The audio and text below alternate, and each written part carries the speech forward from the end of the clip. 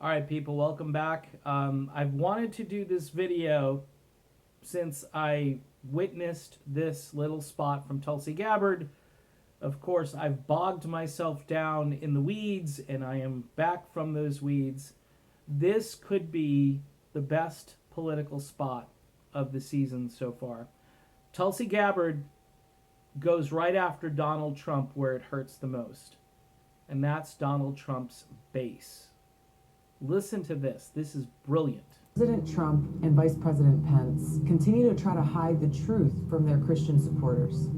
That the terrorist attacks on Christians and Christian churches in Sri Lanka and elsewhere are inspired by extremist Saudi ideology that the Saudis spend billions propagating worldwide. Now, the Saudis have been spending billions of dollars spreading this most intolerant form of Islam, sometimes known as Wahhabi Salafism. All right, you see what she did there, which is really important. When I first started this channel, people were explaining in more detail that you have to be more nuanced when you talk about radical Islamic terrorism. All right, because it's basically if Timothy McVeigh blows up a building in Oklahoma, and he purports to be Christian, you could call Timothy McVeigh a radical Christian terrorist. All right, and nobody really did that, but every single day people say radical Islamic terrorism, and people who are peaceful and practice their faith and aren't a part of this specific sect, which needs to be explained, which Tulsi does here brilliantly. Once you've explained it to people, and people know where it comes from, and people also know where most of the 9/11 hijackers came from, then it's like the clouds lift and the scales fall off, and this is a brilliant political spot here. Through their mosques and schools around the world. It's an ideology that preaches hatred and bias towards Christians, Buddhists, Hindus, atheists, and Muslims who are not followers of that extremist ideology. She explains it. Muslims who are not followers of that extremist ideology. Folks, this is a leader. We're listening to a leader do a political spot. This hasn't been focus tested. This has not been, researched. This is somebody who says, you know what? All those people that voted for Trump, all of those Christians who worship Israel instead of, I don't know, Christ. All right, I'm sorry. That was commentary maybe I should not have let slip out. Al-Qaeda, ISIS, Boko Haram, Al-Shabaab. There are hundreds of terrorist organizations who are inspired by and followers of this ideology. Yet President Trump and Pence, who pose as defenders of Christians and Christianity, have embraced the Saudis, the purveyors of this anti-Christian jihad. Now, every Christian, every Hindu, Buddhist, atheist, or Muslim who believes in the freedom of religion and tolerance must demand that President Trump and Vice President Pence give up their unholy alliance with Saudi Arabia. So good. This is so good. Okay, game, set, match. All right. Look, folks. Again, one of the reasons I'm here is she's different. She's different. Okay. She understands that people. First of all, the mainstream media, they're not talking about this.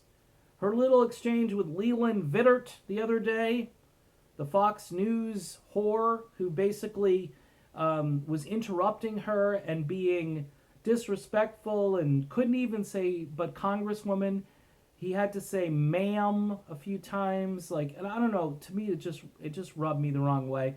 But she's trying to explain her position, and here she explains her position.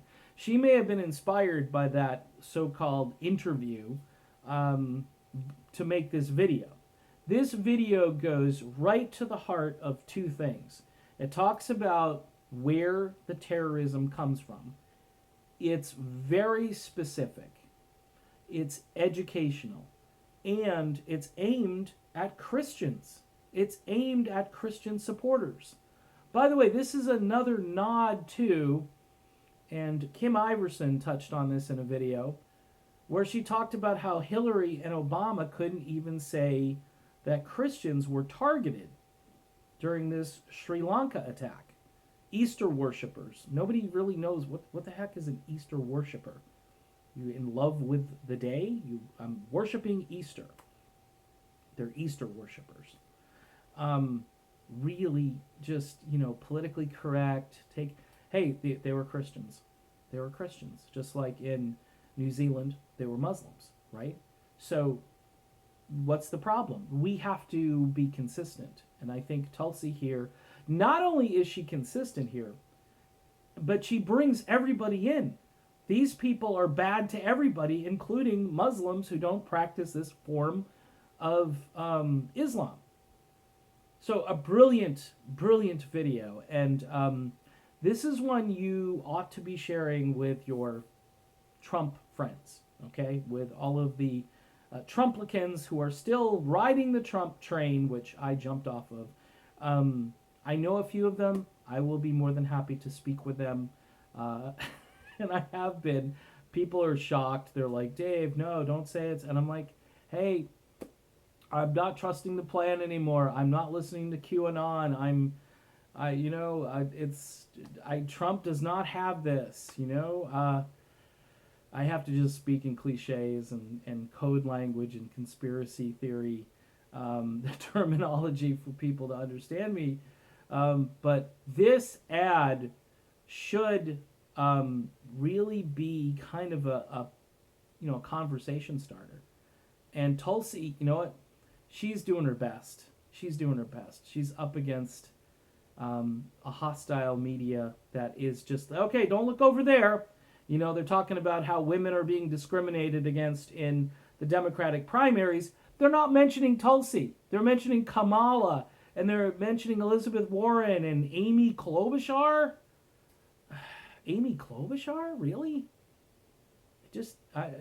What about Tulsi? It's like a blackout.